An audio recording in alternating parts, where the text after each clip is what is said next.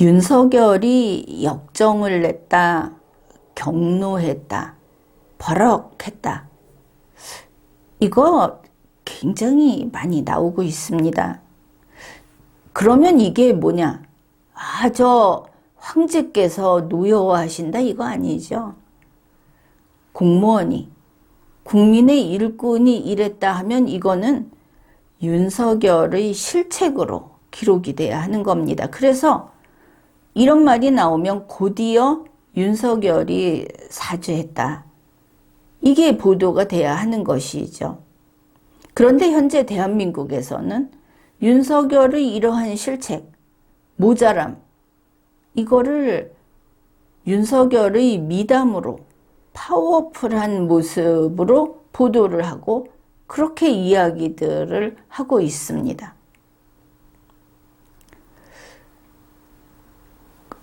그러니까 이게 해서는 안 될 짓을 한 거죠.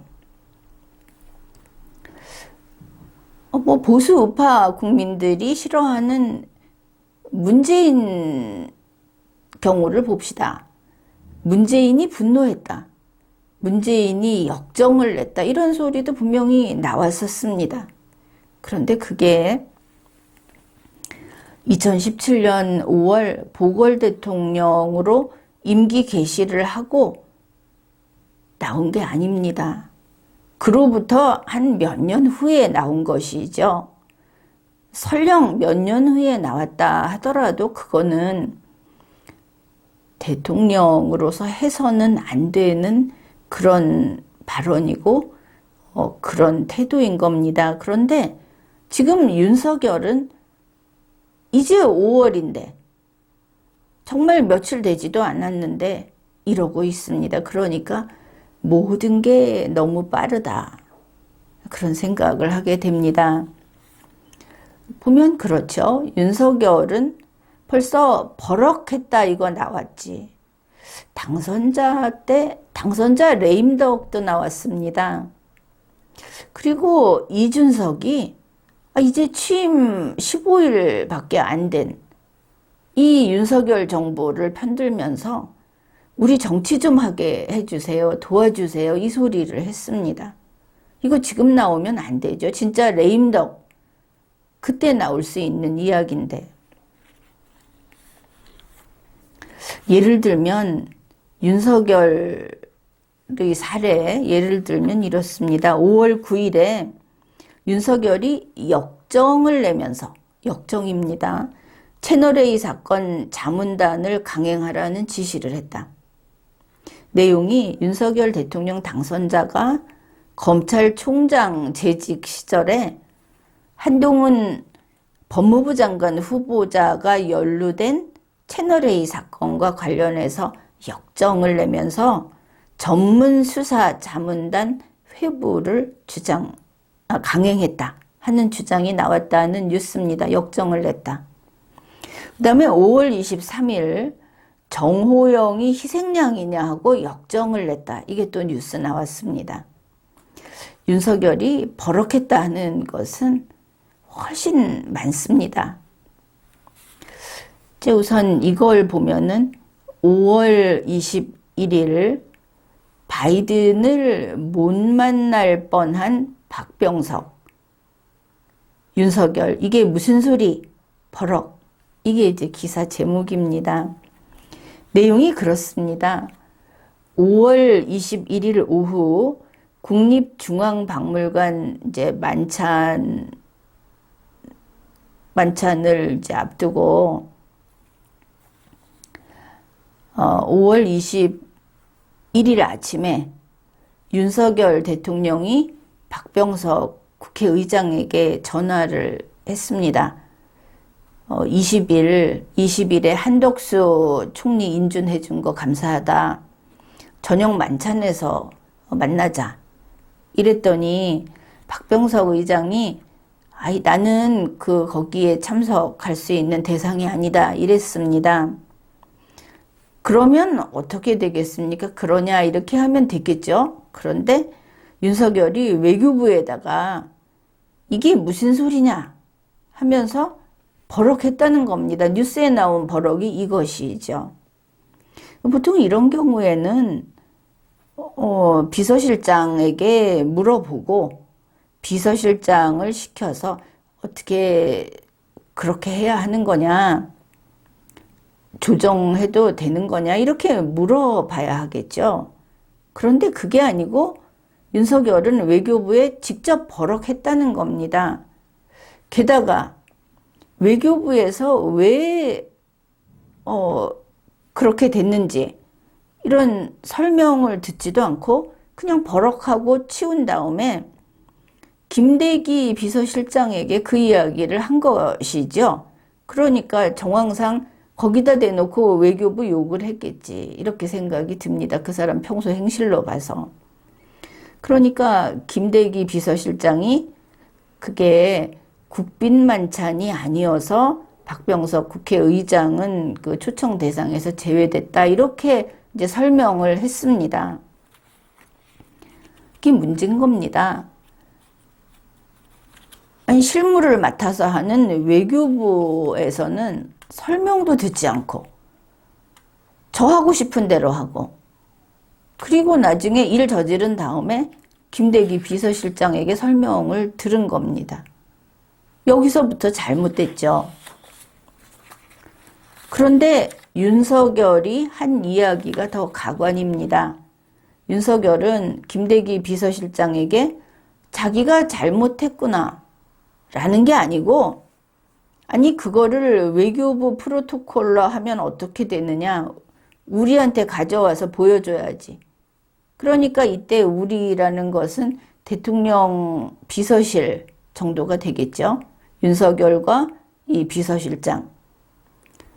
그런데 프로토콜이라는 것은 지켜야 하는 겁니다. 윤석열은 법 안 지킬 겁니까? 지금 안 지키고 있다는 이야기입니까? 윤석열 자기가 틀렸는데 고집대로 우긴 것을 알 수 있습니다. 윤석열 이런 겁니다. 프로토콜 그거 무시해. 내가 하라면 해. 윤석열은 외교부 프로토콜을 바꿔 하고 요구한 겁니다. 이게 독재자입니다. 이러면 대통령 자리에서 내려와야죠. 법을 무시하는 대통령은 한순간도 내버려둘 수 없는 겁니다. 그래서 이제 이렇게 제 고집대로 이진복 정무수석을 시켜서 박병석 의장에게 만찬 초대 이제 전가를 했고, 그러니까 박병석 의장이 이거를 사양을 합니다. 왜냐하면 원래 그렇다는 것을 알죠. 그 사람은 자기가 참석 대상이 아니라는 것도 알고 외교부 프로토콜도 알고, 그래서 거절을 합니다. 기분 나쁜 게 아니었다 하는 것이죠. 그래서 오늘 저녁 약속도 있고 그러니까 안 가는 걸로 하겠습니다. 감사의 말씀만 전해 주십시오. 이러니까 정무수석이 안 된다고 했다는 겁니다. 그거죠. 윤석열은 지가 한번 말 뱉어놓으면 그대로 해야 하니까 안 된다고 하는 거 아닙니까? 그리고는 기어이 외교부 의전장을 보내서 직접 박병석 의장을 모셔온 겁니다. 윤석열이 외교부에 막 뭐라고 버럭했으니까. 이렇게 돼서 5월 21일 박병석 의장이 만찬에 참석을 했고, 그리고 바이든하고 둘이 사진 촬영을 했습니다. 그리고 이제 며칠 후 5월 24일에 윤석열이 21대 국회 전반기 국회의장단을 이제 용산 국방부 컨벤션 센터로 초청해서 만찬을 대접을 했습니다. 여기 참석한 사람들이 윤석열, 박병석, 정진석, 김상희, 이춘석 국회 사무총장, 김대기 비서실장, 대통령 비서실장, 이진복 정무수석, 최영범 홍보수석, 이렇게 모여서 이제 저녁을 먹은 것이죠. 그리고 나서 국회의장단을 대통령 집무실로 초청을 합니다. 여기에서 윤석열이 사진을, 그때 이제 바이든 대통령과 박병석 의장이 같이 찍은 그 사진을 액자에 넣어서 선물을 합니다. 그런데 이 액자에 사진을 넣어서 선물을 했는데 여기서 중요한 게 뭡니까? 중요한 건 사진이죠. 그러니까 사진 액자를 준다는 것은 사진을 준다는 뜻이고, 거기에 주인공은 당연히 박병석, 조 바이든 이 사람들이 주인공입니다. 그러면 거기다 사인을 해준다고 하면은 그 두 사람이 주인공이 사인을 원래는 해야 하는 건데, 이번에는 그게 아니고 액자를 주는 윤석열이 이걸 선물하는 것으로 됐습니다. 그러면은 윤석열은 무엇을 선물했습니까? 액자만 선물했죠. 그러니까 이제 여기에서 재미있는 말이 오갑니다. 박병석 의장이 액자에 사진 하나 받아야 하겠다, 이렇게 말을 한 겁니다. 여기 흥미로운 게 액자에 사인 하나 받아야 하겠다. 지시가 굉장히 구체적이라고 느껴지지 않습니까? 김건희 씨가 윤석열 보고 신발 이거 신고 가세요 하고 말할 때, 결혼식 때 신었던 신발, 양복에 신었던 구두를 신고 가라, 이렇게 깨알같이 지시했던 그 뉘앙스가 또 팍 풍기는 겁니다. 이렇게 정확히 지정을 해서 이야기를 했는데, 윤석열이 액자 하단의 나무 틀에다가 2022년 5월 24일 윤석열 드림 이렇게 적어서 줬다는 거죠. 그래서 이걸 선물을 받은 박병석 의장, 여기에서 사진을 빼버리면 액자만 남고, 윤석열이 5월 24일에 이 액자를 선물했구나, 이것을 분명히 알 수 있죠. 그런데 뭐하러 이 짓을 했을까? 차라리 파일로 전송을 해주면 되지 않겠습니까? 전화로 이렇게 보내주면. 4차 산업혁명 시대인데. 윤석열은 아무래도 지나치게 구태의연하고 지나치게 몰상식하고 좀 남들하고 잘 어울려 살기 어려운 그런 부분이 자꾸자꾸 드러납니다. 이제 이렇게 하고 있을 때 이진복 정무수석이 이렇게 말을 했습니다. 대통령께서 박 의장님을 그날 모시라고 안 했으면 이런 일도 없었을 뻔했다. 프로토콜을 깨면서 자기의 힘을 보여주면서 그 박병석 의장의 사양도 무시해 가면서 가서 끌고 왔죠.